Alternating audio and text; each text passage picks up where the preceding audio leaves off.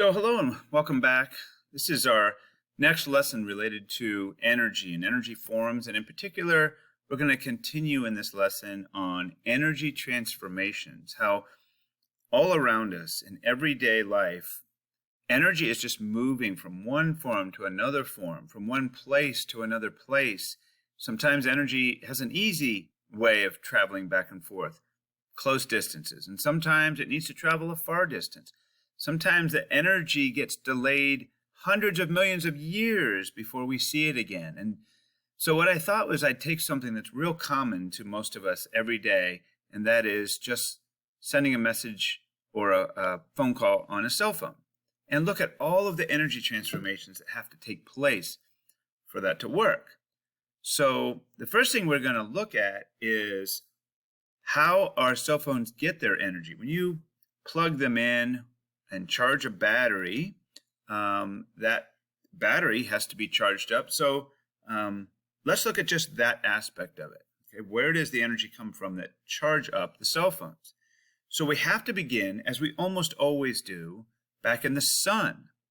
But we're looking at the sun now hundreds of millions of years ago. It's been around a lot longer than that. And so remember what's going on in the sun. That is, there is a nuclear reaction happening, okay? So that nuclear reaction takes place and releases all kinds of energy in that process in the form of electromagnetic and thermal, okay?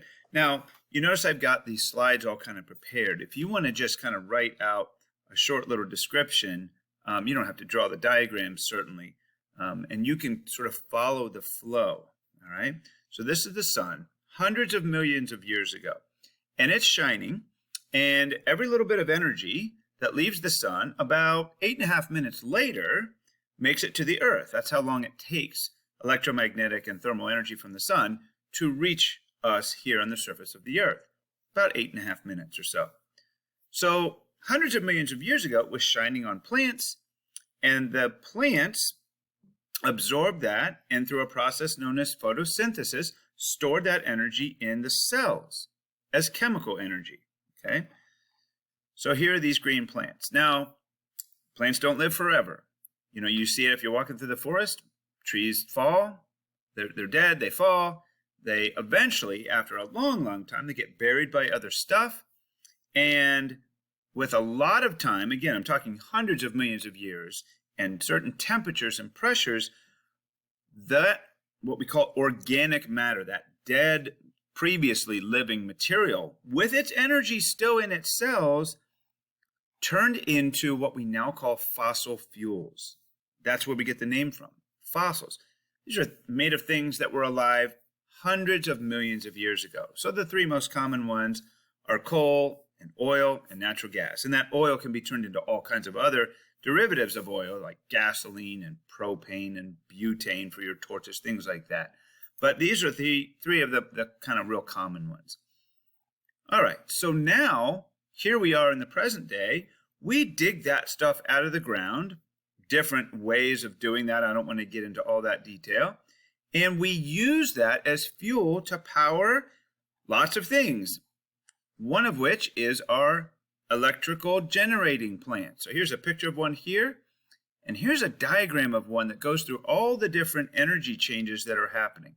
So we burn this fuel, and we turn water into steam, and we push that steam through these little pipes with its thermal energy. So see, we've turned this chemical energy into thermal energy in the steam, and then that thermal energy causes, or the steam causes a turbine to spin. So what do we have now? We have, on this diagram, you can see it here, that's mechanical energy now that we're moving something.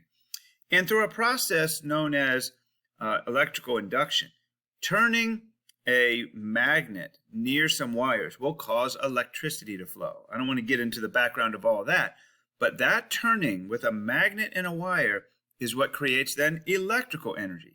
So you see we've gone from thermal to mechanical to electrical. Okay. And so we use that electricity to charge up our batteries. So we have, in cell phones, we have rechargeable batteries, so you can plug them in and recharge them. Okay, so now what have we done? We've turned this electrical energy back into stored chemical energy, right? And that's where the energy comes from just to run your phone, okay? So that's kind of half the story. Well, what's the other half? Now let's say we're ready to make your call. Let's look at the energy transformation that takes place for this. So your vocal cords create sound waves. That's just these rhythmic vibrations of the air outside your mouth. We call them sound waves. Ears are sensitive to it, and so is something else called a microphone.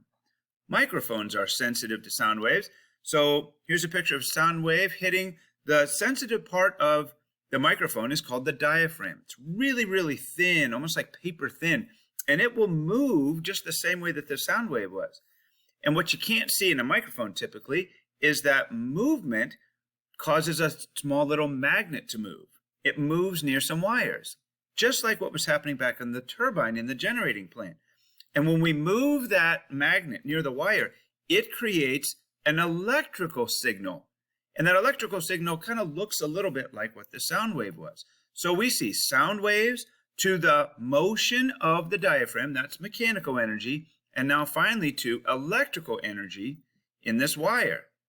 Okay, now this, obviously your cell phone doesn't have a big microphone like that, but I thought it was a better diagram for you to picture the key parts of the microphone. Okay, yours is really, really tiny, probably somewhere in the top or bottom of your phone. Okay, so what happens with that electricity? Goes through some electrical circuits. And I got an old school cell phone here, but used to have antennas on the outside. Now your antenna is kind of wrapped around the inside and you can't even see it, but that causes vibrations of electrons in the antenna.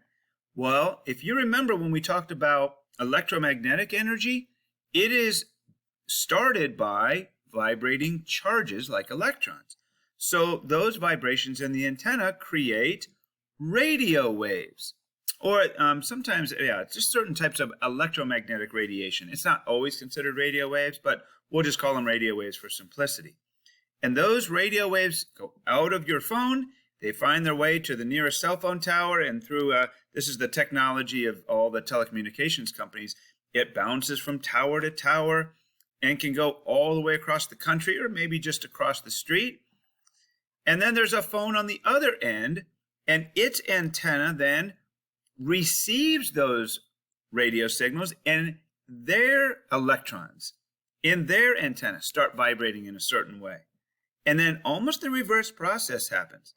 They have, it's not a microphone, it's called a speaker, which is exactly just like a microphone, except it kind of works in reverse. So now the electricity is moving through the little wires, and it causes the magnet nearby to shake and vibrate back and forth, which causes, here's what the diaphragm looks like. The diaphragm is just like this little paper cone part, and it starts vibrating. And of course, what are you going to get when you have a vibration of the cone like that? It creates sound waves that then go into somebody's ear. So we've gone from mouth to ear in this whole process, right? Of course, one of the keys is we're obviously not traveling the sound waves themselves. We turn the sound waves into radio waves, electromagnetic waves. Why is that? Well, because they travel really, really fast.